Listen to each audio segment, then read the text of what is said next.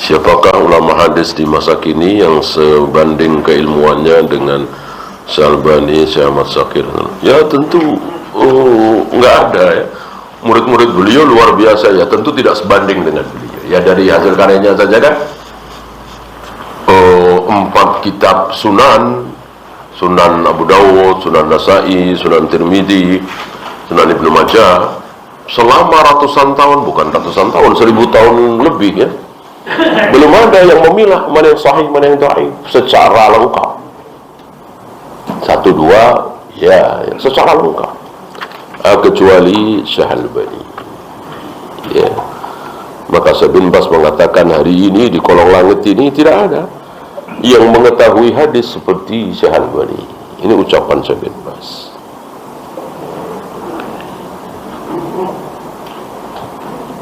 Terlintas pikiran kekufuran, bagaimana mengatasinya dan apakah kufur karena memikirkannya? Segera mohon perlindungan kepada Allah.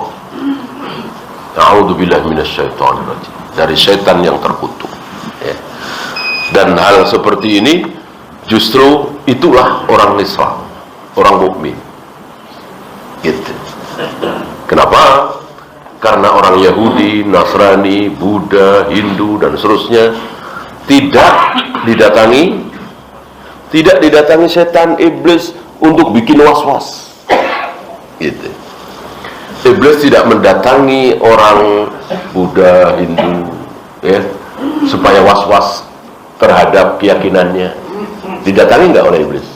Insya Allah tidak. Ngapain didatangi? Orang udah jelas sesat, Buddha, Hindu, Konghucu ya kan? Ngapain didatangi? Udah bikin tentram itu, yakin dengan keyakinan Hindunya, Buddhanya, Yahudinya, Nasraninya gitu.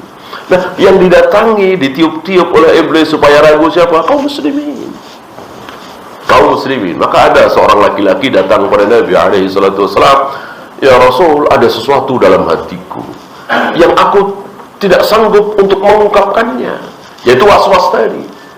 Ya, kata Nabi, "Dzaka sharihul iman." Itu berarti betul-betul iman. Kenapa? Karena iblis tidak mendatangi orang-orang sesat untuk menanamkan keraguan. Maka orang yang sholat ibadahnya was-was, diterima apa tidak, sah apa tidak, hanya kaum muslimin. Maka orang-orang kafir yang beribadah seperti Buddha, Hindu, Konghucu tadi tidak dibikin was-was oleh iblis ya. Tadi ke wihara sah apa enggak ya gitu, enggak ada gitu ya. Tadi kebaktian ke gereja diterima apa enggak, sah apa enggak, ada. Dengan nyaman, dengan tenang, dengan tentram gitu. Karena iblis tidak akan merobohkan bangunan yang sudah roboh. Istilahnya seperti itu. Kesalahan iblis cuma satu, tidak mau sujud kepada Adam. Lalu kenapa iblis malah mengajak manusia untuk berbuat kesyirikan dan kekufuran? Awalnya satu itu, awalnya. Ya setelah itu ya salah semua lah. Semua kesalahan adalah dari iblis. Orang yang berzina pasti karena iblis, yang karena berjudi pasti karena iblis, orang yang tidak sholat pasti karena iblis.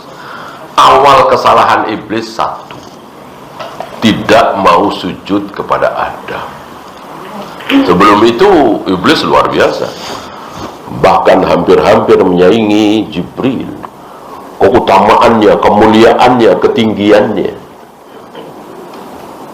Bahkan yang ditunjuk oleh Allah untuk memimpin para malaikat memerangi jan dari bangsa jin yang berbuat kerusakan di muka bumi dan menumpahkan darah, itu iblis, bukan Jibril. Yang memimpin para malaikat membasmi jan dari bangsa jin itu iblis. Nah setelah ini habis kan seluruh bangsa jan itu yang pernah ada di muka bumi ini jauh sebelum Adam diciptakan. Sukses besar iblis memimpin para malaikat. Ada sesuatu di hati iblis, ada ujub, ada bangga diri. Gak ada yang tahu kecuali Allah. Nah, Allah ingin tampakkan ini ya, dengan diuji supaya iblis mau sujud kepada Adam. Benar, iblis tidak lulus ujian itu. Hadis tentang akan adanya pasukan yang akan ditenggelamkan karena ingin menyerang Ka'bah, apakah ini sudah kejadian? Belum. Lihat aja sepanjang sejarah. Adakah manusia ribuan manusia ambles ke dalam bumi di antara Mekah dan Madinah? Belum pernah kita dengar kan? Ada sejarah seperti itu. Berarti belum. Dan pasti akan terjadi. Yuksafu bi awalihim wa akhirihim. Ditenggelamkan semua ambles ke bumi dari barisan terdepan sampai terbelakang. Apakah benar ketika salat baca Al-Fatihah kurang fasih menjadi tidak sah? Padahal sudah berusaha semaksimal mungkin. Tidak benar. La yukallifullahu nafsan illa wus'aha. Yang penting terus berusaha, belajar kepada guru yang mutkin, kepada guru yang thiqah, supaya bacaan kita fasih. Ya. Bahkan mu'alaf baru masuk Islam tentu nggak langsung bisa baca Al-Fatihah. Dia dengan gerakan seadanya, insya Allah sah. Apakah benar ketinggalan 2 rukun sholat batal sholatnya? Tidak benar. Tidak benar. Ya. Bahkan kurang rakaatnya, ini kan parah sekali. Sholat asar 2 rakaat nggak batal, cuman suruh nambah. Kalau batal kan berarti diulang dari awal.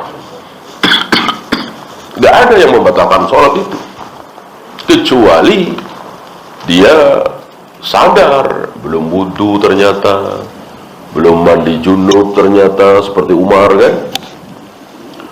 Bahkan membelakangi kiblat aja nggak batal. Kalau paham, tahu, sadar, ya langsung dibelokkan. Gitu. Maka jelas ini keliru. Ketinggalan 2 rukun batal salatnya, tidak benar. Apakah amalan karena riya setelah bertaubat dihitung pahala? Insya Allah.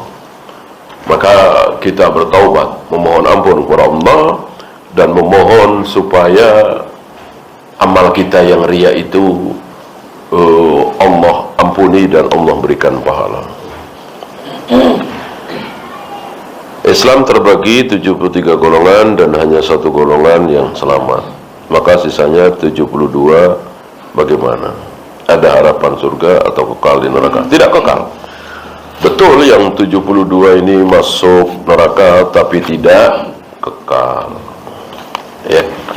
Yang kekal di neraka hanya orang-orang kafir, atau yang sudah betul-betul keluar dari Islam, Rafidhah misalnya, Ahmadiyah misalnya. Adapun Khawarij, Jahmiyah, Jabariyah, Syariah, Maturidiyah, yang 72 itu tidak kekal di neraka. Bagaimana jika ada seorang perempuan tidak memiliki orang tua, ayah ibu, dan tidak memiliki saudara dari pihak bapak yang memberikan nafkah? Perempuan tersebut belum menikah dan hanya memiliki saudara laki-laki.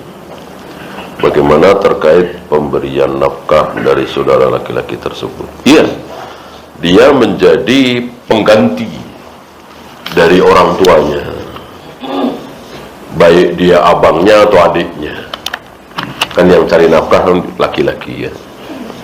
Maka tentu tidak pantas dia biarkan adiknya perempuan itu kelaparan misalnya, atau mencari nafkah sendiri.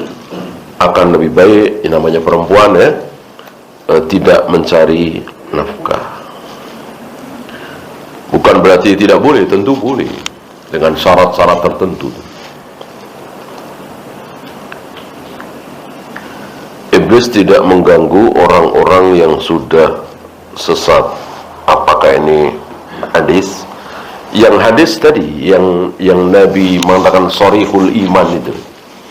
Jadi ketika ada orang, dan mengganggunya ini bukan maksiat ya, lebih ke hati. maka tentu iblis berkepentingan supaya orang-orang kafir itu menambah dosanya. Berzina, minum khamar, berjudi, tetap berkepentingan. Karena neraka itu satu apa bertingkat? Bertingkat. Walaupun sama-sama kafir, akan beda nerakanya.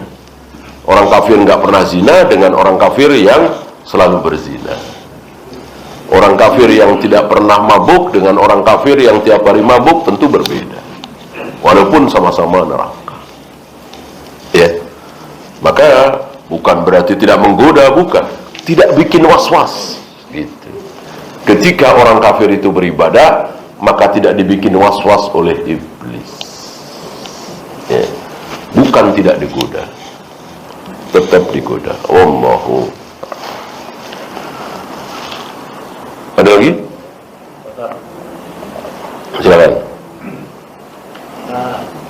Saya kadang sering pas kalau ini jangan yakinkan tidak kentut. Yakinkan tidak, terutama ketika sholat ya. Dan ketika antum ragu ya. Ketika udah jelas ini bau begini, ya kentut lah ya. Ini bau nggak ada, bunyi kentut nggak ada, tapi ada yang bergerak di dubur, itu setan. Terutama ketika kita sedang sholat. Jadi Nabi memberikan tameng, memberikan senjata terhadap was-was syaitan itu. Salah satunya itu. Kalau ragu. Ya, silakan. Assalamualaikum. Tentang ada orang yang mati kemudian bisa melihat neraka dan sebagainya, dan melihat apa? Melihat neraka dan sebagainya. Orang melihat neraka? Hah? Mati suri. Kemudian bisa melihat neraka terus balik lagi hidup lagi. Ini dihubungkan dengan anjuran bahwa sebaiknya kalau ada musuh meninggal dunia segera dikuburkan, atau yang bisa tanyakan apakah dipas-paskan di 1 kali 24 jam atau bagaimana Pak? Karena ada kerabat juga ini kerabat dekat yang meninggal kemudian tiba-tiba hidup lagi, nah, terus kemudian selang berapa minggu kemudian meninggal beneran. Itu bagaimana? Enggak, ini kan ini masalah besar ya, bukan masalah sepele ya. Masalah udah keburu dikubur, coba kalau nggak dikubur itu masih hidup lagi, kan nggak ada kalimat seperti ini kan, mengerikan sekali ya. Nah, tentu sudah disabdakan oleh Nabi. Artinya kalau ada orang meninggal kemudian bukan hidup lagi, saya kira belum meninggal, nggak mungkin orang meninggal hidup lagi kan. Tapi dia masih hidup, cuman jantung sudah nggak berdetak, nafas sudah nggak ada, pokoknya tanda-tanda kehidupan udah nggak ada, tapi roh masih ada, gitu. Kan roh kan nggak ada yang lihat. Nah, dan ya secara kedokteran juga mereka mengatakan kan bahwa jantung itu bisa berhenti sekian detik, paru-paru dan seterusnya, nanti berfungsi lagi setelah 3 menit, 5 menit, ini ada yang 1 jam, 2 jam, ya tidak mustahil. Tapi tidak boleh kejadian yang ini kan langka, istilah kita 1001 ya. Kemudian kita jadikan apa? Kita jadikan pedoman bahwa 1 kali 24 jam baru dikubur, siapa tahu mati suri. Nggak bisa seperti itu ya. Nggak bisa seperti itu. Itu kan jadi menyalahi dalil. Nabi mengatakan segerakan. Jika dia orang baik agar segera mendapatkan balasan kebaikan, jika dia orang buruk agar kalian cepat-cepat terhindar dari keburukannya. Maka kalau dari meninggal sampai penguburan kok 5 jam, ya bagus. 4 jam lebih bagus, 3 jam lebih bagus, gitu. Disegerakan. gitu ya. Maka tidak boleh adanya orang mati suri menyebabkan kita menunda-nunda. Ya. Dalil yang datang dari langit, dari Allah, dari wahyu lewat lisan Nabi, tidak boleh dibatalkan oleh kejadian-kejadian seperti ini. Ya. Wallahu a'lam. Satu lagi boleh Pak? Silakan. Ini terkait ini beberapa berita dari Ketua BMKG Pak Ustaz, tentang megatrans. Ketua BMKG-nya itu sendiri bilang bahwa alat pendeteksi bencana ini yang ada di Kemayoran, bapaknya itu tanahnya sudah rapuh, maksudnya udah airnya sudah ada apa menggunakan bekas alat. Dan jadi nanti kalau tiba-tiba ada gempa megatrans itu bangunan yang ada peringatan dini tenggelam duluan, jadi masyarakat ya mendengarkan ada peringatan bencana dini. Dan ini masyarakat kan juga akhirnya banyak berita juga, ya, baik itu langsung dari BMKG-nya maupun dari banyak di YouTube. Ada yang khawatir, ada yang biarin aja tuh. Itu tadi saya yang kotakan gelam itu tadi Pak Ustaz katakan bagi disingkat itu bagaimana kalau sikap kita sebagai umat Muslim, apakah memang ya biarkan aja kita berbanyak bantu bagaimana?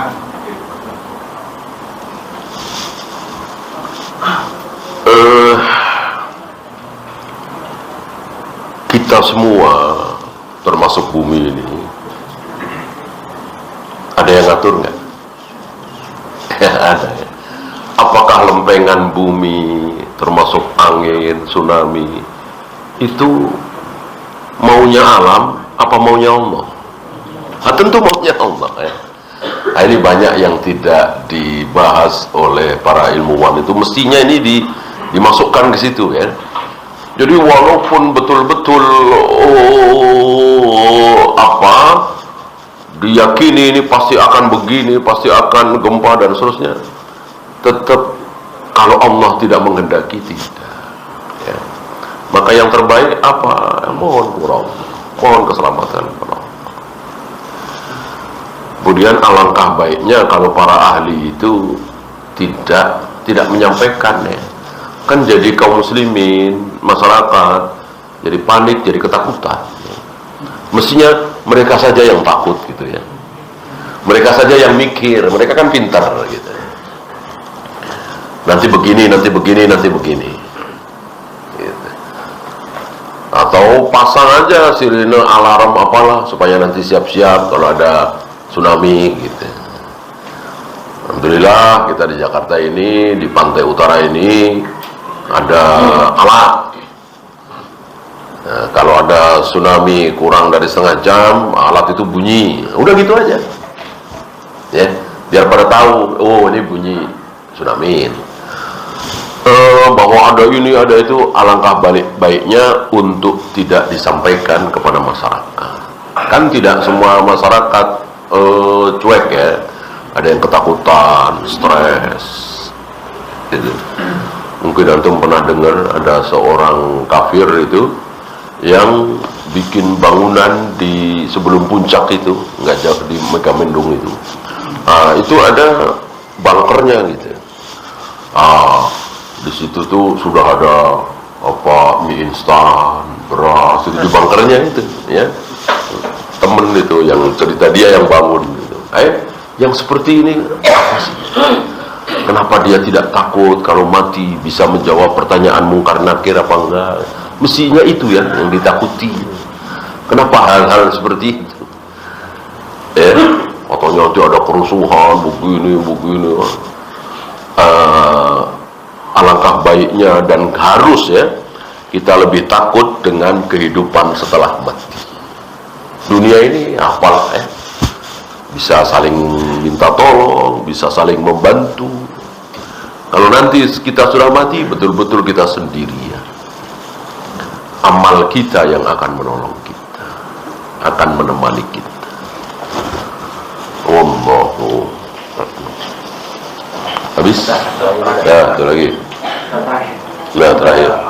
Saya sudah meninggal lama, jadi kita harus berusaha bertahun belajar, sedekah seperti itu udah banyak. Nah, cuman saya yang bingung ini kalau kita berziarah katanya si menerimanya itu sama apa yang bisa mendengar. Nah, apakah ada keutamaan Ustaz kita harus rutin berziarah ke makam ibu, atau kira cukup ya sudah melakukan yang sudah jelas hadisnya sahih itu Ustaz? Gitu Pak. Jadi keutamaan apakah kita harus saling berziarah gitu Pak ke makam orang tua? Hikmah ziarah ada berapa? Tujuan ziarah hanya ada satu. Apa? Iya, litudzakirul maut, agar ingat mati, agar kita ingat mati. Maka tidak benar kita datang, ibu kita senang melihat anaknya. Nah, ini khurafat, sudah beda alam. Kita nggak melihat dia, dia nggak melihat kita. Ya, maka nggak ada seperti itu. Kalau ada mayat bisa mendengar yang masih hidup, itu harus ada dalil. Ketika tidak ada dalil, maka nggak bisa mendengar. Nah, yang ada dalil, ada contoh dalilnya, itu satu, bangkai-bangkai Ahlul Badar. Kan dibuang di lembah Badar kan, sumur Badar itu. Nabi memanggil satu-satu. Ya. Apakah kalian sudah mendapatkan janji ancaman Allah terhadap kalian? Gitu. Beberapa sahabat nanya, apakah mereka dengar ya Rasul? Nabi menjawab, kalian tidak lebih mendengar daripada mereka. Itu contoh ya, di situ perkecualian, mukjizat Nabi gitu. Bukan berarti orang yang mati mendengar orang yang hidup. Innaka la tusmi'u man fil qubur. Ini kaidah besarnya. Engkau tidak mungkin bisa membuat orang mati bisa mendengar. Nah, kecuali mukjizat tadi. Atau mendengar suara terompah sendal yang kembali dipakai para pengunjung, pengantar. Ya. Jadi tidak ada keutamaan. Ya boleh. Nah, rutin jangan. Kalau rutin jadi bid'ah. Tiap tanggal 1 misalnya, tiap hari Jumat misalnya, itu menjadi bid'ah. Ya, kapan ingat silahkan. Wallahu a'lam. Ya, kita akhiri. Subhanakallahumma bihamdika asyhadu an la ilaha illa anta astaghfiruka wa atubu ilaik. Assalamualaikum